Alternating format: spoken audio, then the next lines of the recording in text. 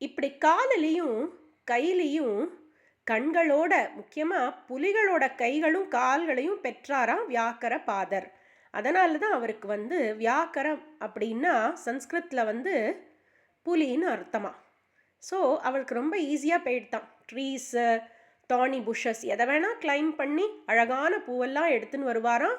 முக்கியமாக இந்த honey piece எல்லாம் பூக்களை அட்டாக் பண்ணுறதுக்கு முன்னாடி எடுத்துன்னு சிவபெருமானோட பூஜையில் அதை சமர்ப்பணம் பண்ணுவாராம்.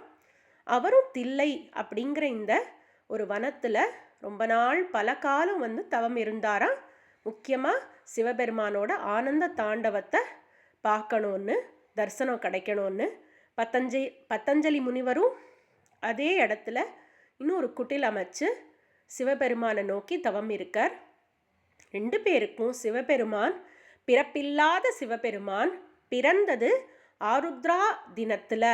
இவா 2 பேருக்காக ஆருத்ரா நட்சத்திரம் வரும்போது பௌர்ணமி நன்னாளில் வியாழக்கிழமையில் அவர் இதே மார்கழி மாதத்தில் ஆனந்த தாண்டவம் ஆடி இவா 2 பேரும் இவாரோட பக்தர்களுக்காக ஆனந்த தாண்டவம் ஆடினதுனால அந்த நாளை தான் ஆருத்ரா தரிசனம் அப்படின்னு எல்லாரும் அழகாக ஆசையாக கொண்டாடுறா.